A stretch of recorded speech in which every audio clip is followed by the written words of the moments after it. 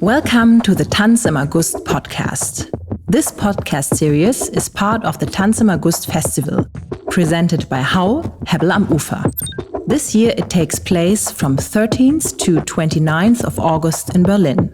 Several artists from this year's program have been invited to join a conversation series. In each episode, they share insights into their lives and creative work. The artists talk about their past and current projects and offering in-depth perspectives on the works they are presenting at Tanz im August 2026. In this episode, Alina Lauer, dramaturg and producer of the festival, talks with Lenio Kaklea. She will present her work Les Oiseaux on 21st, 22nd and 23rd of August at HAU 2. Hi, Lenio. Welcome to our little online podcast studio. I'm very happy to have you here online with me today so we can have a little chat and talk about you and your work. And Lenio, you are for the first time in the frame of the festival being presented. So maybe if you could introduce yourself with some words, where you're based, what you're doing mostly around art, dance, and so on. And yeah, whatever you want to tell us about yourself. Thank you for the invitation. As you already said, my name is Lenio Kaklea. I'm a Greek-born, Athens-born artist based in Paris since the last 20 years. I work mostly with dance, particularly interested by hybrid stage writing, and very influenced by both feminist theory and post-colonial thought. I said that you're the first time part of the festival lineup, right, of Tanz im August, but it's not the first time in Berlin, because I think some people might remember your name also from the Female Gaze Festival in Schinkel Pavilion. Is that right? Absolutely. So it was the first time, I think, that, I have been in Berlin, of course, as a dancer when collaborating, I think, with Boris Sharmatz at the time. And last year, with the invitation by Caroline Brand and the Schinkel Pavilion, it was the first time that I presented a short solo called Untitled Figures in this very unique space of the Schinkel Pavilion. Yeah, it's very special. And this year, we're going to present you at our house, the HAU 2 in Kreuzberg. And the piece that is invited to come to Berlin is the piece Les Oiseaux, the birds. And I read a bit about what you implemented as a thought into the piece, or where the piece came from, how it was conceived. And I think in terms of title and reference, the first thing that comes to mind is the ancient Greek tragedy, right? By Aristophanes, The Birds. I honestly have not read the book. So maybe if you could give us a short introduction to that and how it influenced your work, that would be amazing. It's true that I reference a lot Aristophanes because I come from a theater family, and because I have had the chance to see this play staged many times in Greece, and it's part, let's say, of my heritage of the ancient Greek dramaturgy. But it's not the only reference, and the stage work has actually literally nothing to do with Aristophanes. But there was something in his the allegorical story of the allegory of the birds by Aristophanes is two humans, two men, desperate by corruption and war, that decide to leave the earth and start constructing a new society in the skies, finding a new organization together with the birds. And I thought that was an ingenious dramaturgical idea, very relevant, unfortunately, to the specific political, social, and historical moment that we go through. And so I thought it's maybe, a starting point. It may be, I had the idea of the birds for a long time. It was a subject that I was really interested in. And maybe Aristophanes just gave me, the push to actually say that I'm going for a piece that would address this notion of social organization, of ecological disaster, of subjectivity other than human. Mhm. And just to add to this allegorical story of Aristophanes, of course, I would have never chosen this subject if I didn't think that the birds, for this species and for the different species of birds, the way they organize, it was not a subject that was so profoundly linked to our idea of movement. And when I talk about movement, I talk, of course, about the physical movement, the physical movement of a body, be it human or not. But I also talk about the movement as migration. So the movement among frontiers.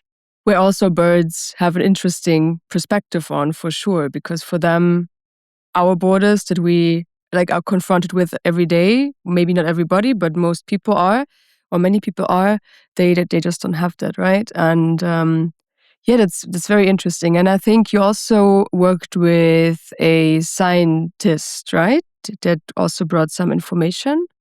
Well, when I started working as a dancer, I had the opportunity. So a couple of 15 years ago, I had the opportunity to go through a master's program organized at the time, directed at the time, conceived at the time by French philosopher Bruno Latour. Mm-hmm. And it's true that my encounter with Latour and this program taught me how to work outside of the dance studio and how to apply a methodology that can allow me to work in a truly interdisciplinary way. So it's true that with this heritage, with this experience of the Latour thought and methodology, I got to find ways to always introduce in my work other tools than simply, let's say, choreography. And so for the birds, I thought that it was an interesting, this encounter with Thierry Aubin, who is a bioacoustician, as we say in French. I don't know it's the right word in English. Mm-hmm. He was the ex-director of the Laboratory of Bioacoustics in France, which means a laboratory of scientists that study bird language and decodify it. And more than the results of the research, which is very passionate, what was the most interesting thing to us is that Thierry allowed us to have access to their database. This means a very big, very important audio recordings from immense colonies of birds from places on Earth where humans, fortunately, are not allowed. And so we have had the opportunity to listen to these soundscapes and introduce that, or at least make that the starting point for what the music became later for the show. So if I would imagine how the whole process went, it means you of course already had some background, but then you started to create Les Oiseaux. And so did you first conceptualize the outlines outside of the studio, or did you immediately come together with the performers and the rest of the artistic team? Because it's a group piece, so I can imagine that there was also a lot of dialogue in between the team around all these topics. Maybe if you can tell us a bit about how you usually outline your working processes or your practice. Unfortunately, I don't have the privilege of spending lots of time with the group of the performers that I'm collaborating with. Our studio time is very limited and has to be very efficient. So the research part of the work happens mostly before I enter the studio, especially together with the dramaturg that have been accompanying me, Lou Forster, and the artistic team, Cleo Bobotti, the scenographer, Eric Yvelin, the light designer, Olivier Mulin, the stylist, and Jean-Marc Segalin, the light designer. So what happens is that when I decide a subject matter, let's say more particularly with the birds, I knew since a long time that I wanted to address the subject matter because I was invited by the Greek opera to create a short outdoor performance. And at that time, because of the bluebird variation that we find in Sleeping Beauty, that I find an absolutely extraordinary choreography, I was very inspired by that and decided for the Greek opera to create another version of the birds that at the time I called the piece Blue Tits. And so I knew that I wanted to go back to the idea of the birds and make a more consequent stage form. So I had been researching on the subject for a couple of years. I had started bird watching myself, starting really identifying bird species that I could get in contact with in the different geographies that I was visiting, and of course conducting also my historical, artistic, scientific research. So generally the way I work is that I define more or less a dramaturgy for the work quite early on in my process. I choose the resources and the material that I want to invest in the dance studio. I exchange, of course, with the artistic collaborators about their contributions, light, style, clothes, sets. And then the studio work with the performers starts.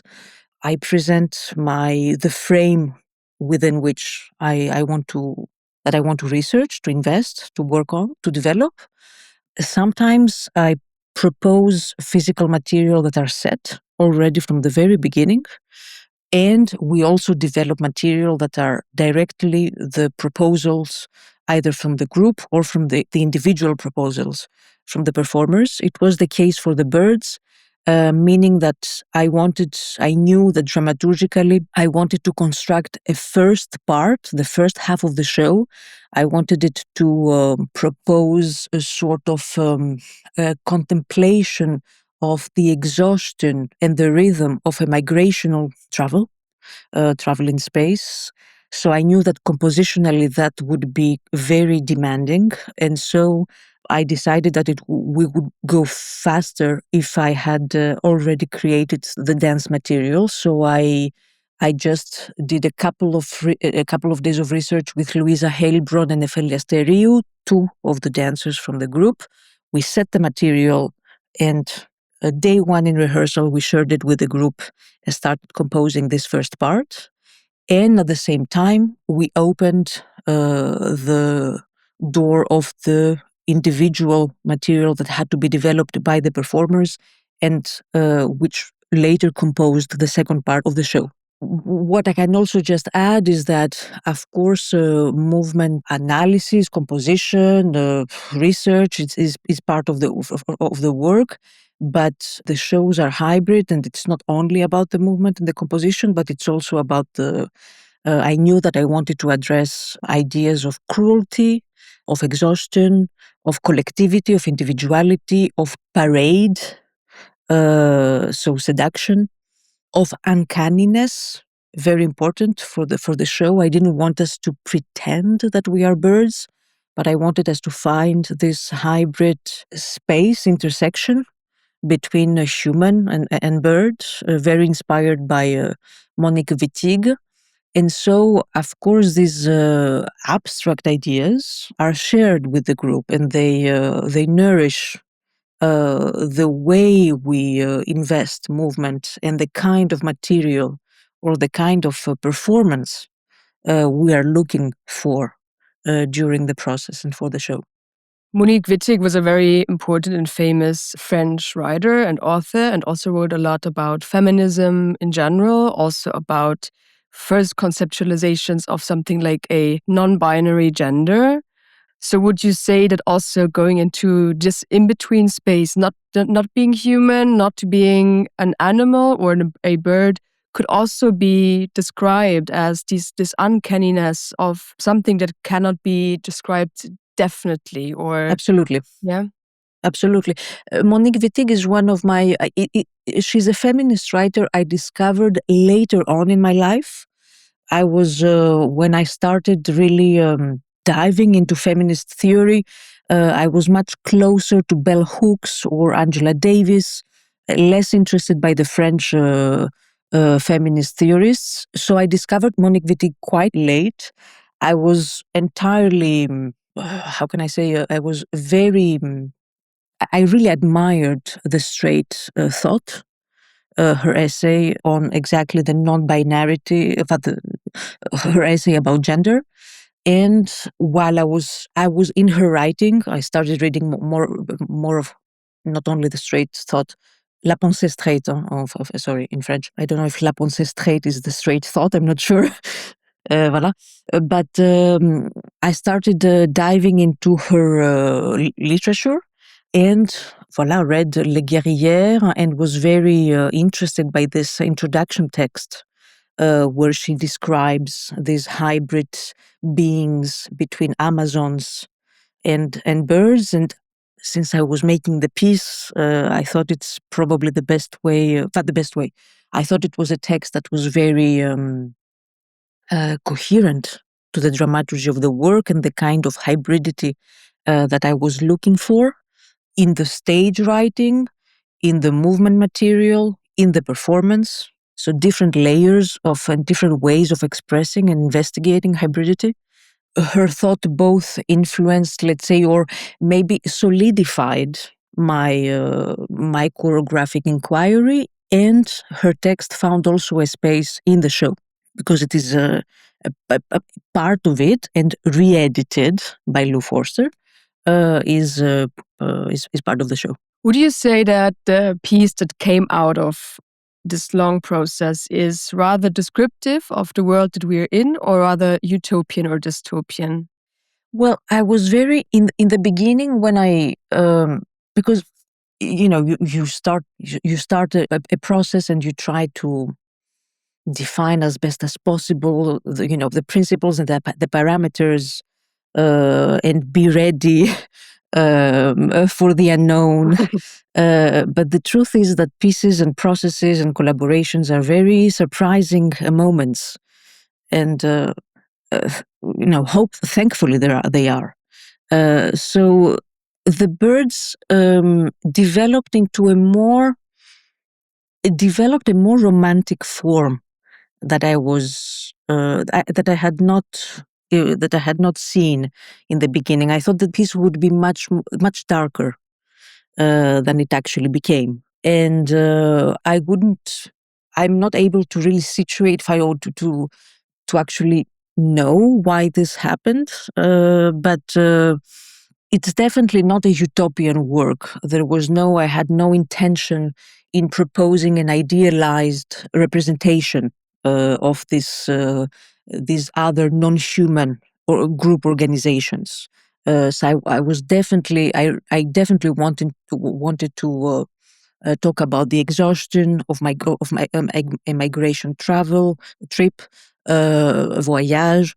I definitely wanted to talk about cruelty, about territory, about confrontation, about war. The piece finishes with the presence of a mechanical bird, a drone, and even though the reason of introducing the drone was to introduce a bird-eye perspective, I was absolutely aware that the use of a drone in 2025 of course refers to the actual wars that are right now happening. If I may interrupt quickly, it makes me smile here because it almost also sounds like a mechanical deus ex machina, something that is crashing into the dramaturgy. Does it really change something in the end in the piece? Well, it does. It's a powerful. It was very complicated to work with a drone because the black box is definitely not the kind of environment that they are programmed to operate in. So we had to find many unconventional ways to collaborate with the machine.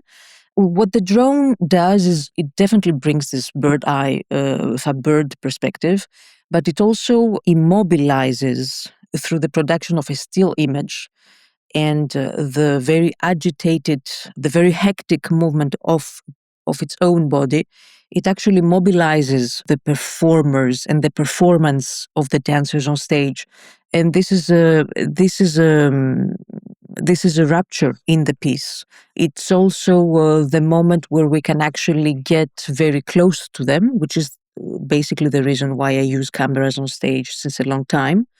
But with the use of the drone, this closeness has a very different. This closeness has nothing to do with the way a conventional camera close to the body might induce intimacy.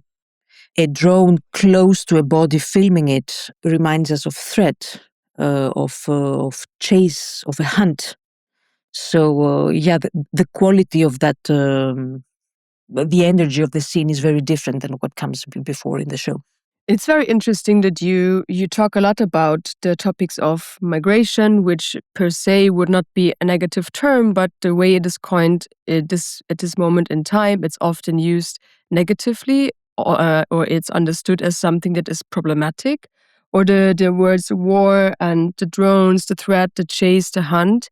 It all sounds very dark now that like if we listen just to the words what the topics they bring up. And this is also an interesting opposition to the colorfulness and the costumes and the sparkling sounds that we can hear on stage and the very agile, almost flapping and flying movements of the dancers. Is this by intention, or is this creating these frictions that you were looking for? It's exactly as you say. It's the surprising result of the form that I was talking about. Actually, when we started working with the material and the contributors, the set, the costumes started adding themselves to the visual, we discovered something much more.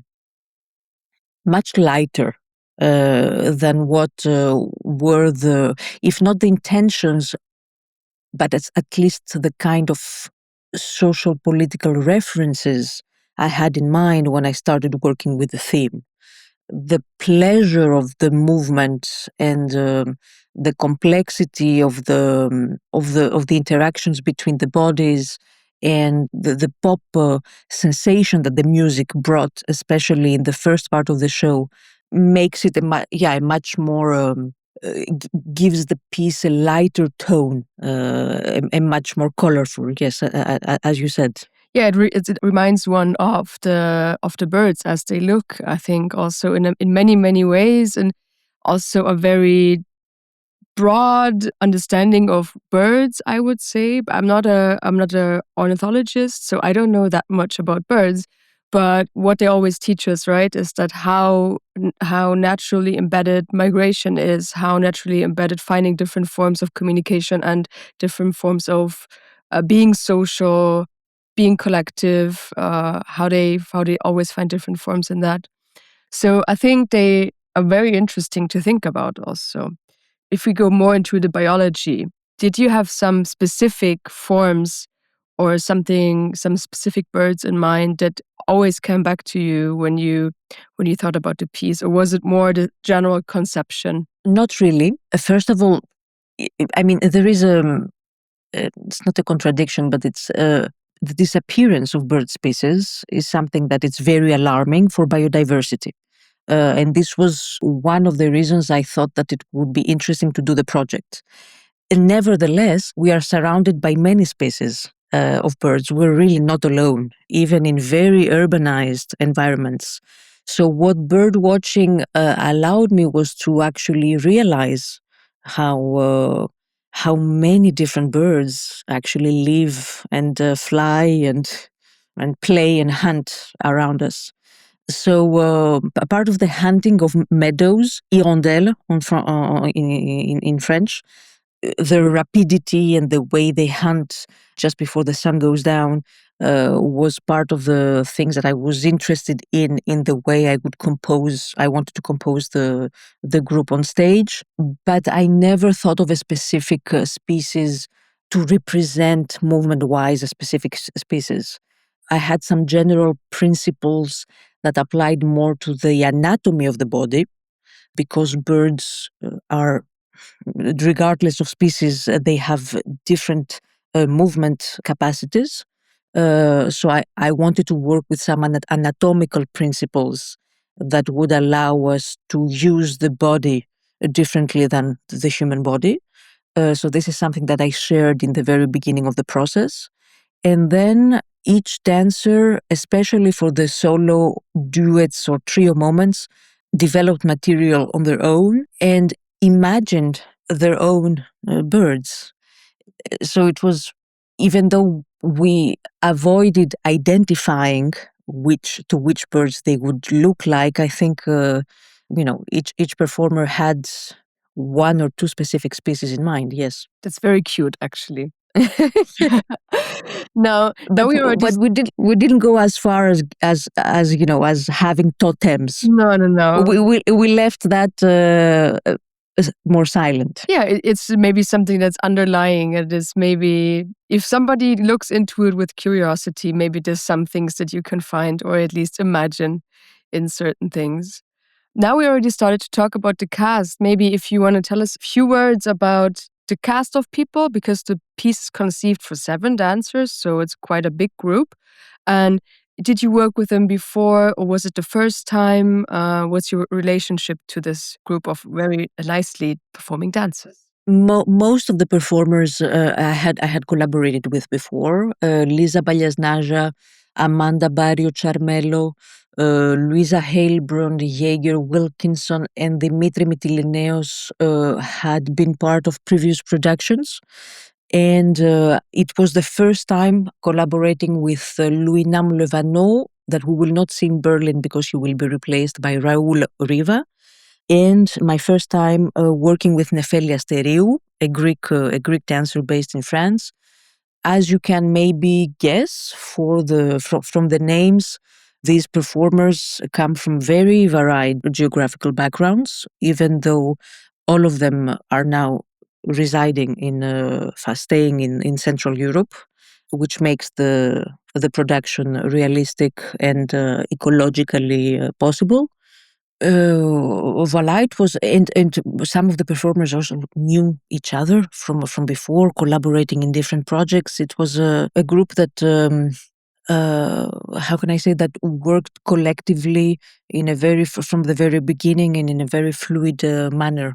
And if you would, from the outside, have to describe the dancing techniques that they bring, what would you mostly see in them? Is there a specific school that we will have on stage, or is it just in general more contemporary dance and broader techniques? Or it's an interesting question, and it's I could really develop there because also it's my job as a choreographer.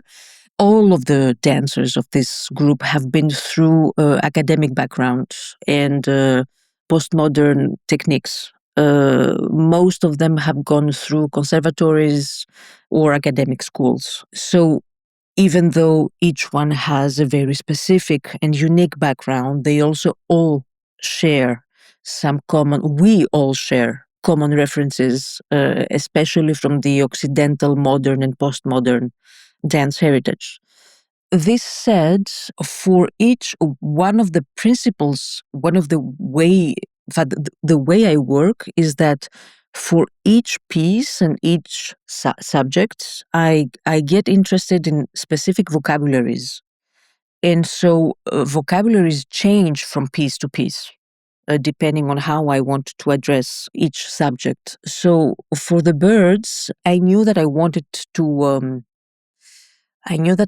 us to work with petit allegro material, so to really work with the capacity of the body to jump.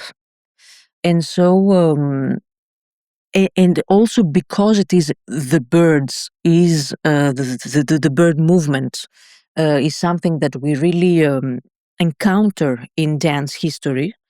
From the Firebird of Fokine to Merce Cunningham, to, as I said, the variation of the bluebird in the Sleeping Beauty, Noah Eshkol, many other examples. So it has been really a subject that has been addressed by many choreographers in different periods in dance history. So I decided for the birds to work with a mixed vocabulary that introduces both movements from the classical ballet, like pas de chat or assemblée and glissades, and from the postmodern vocabulary, so things that work more closely with gravity. And so the first part that is about this migration moment or group have a hybrid vocabulary that is both a bit classical, a bit postmodern, and a bit contemporary. And then in the second part of the work, we go into material that abandoned these forms and go into much more expressive material, engaging the face, the address, the use of the upper body very differently than we do in the first one. Thank you. That's really interesting. Especially, thank you also for letting us know so many concrete references about the choreography. It's always very interesting to hear. Thank you for all the information. And we're very much looking forward to see the performances live in Berlin this summer. Thank you. Have a nice day. Thank you very much. See you soon. See you soon. Bye-bye.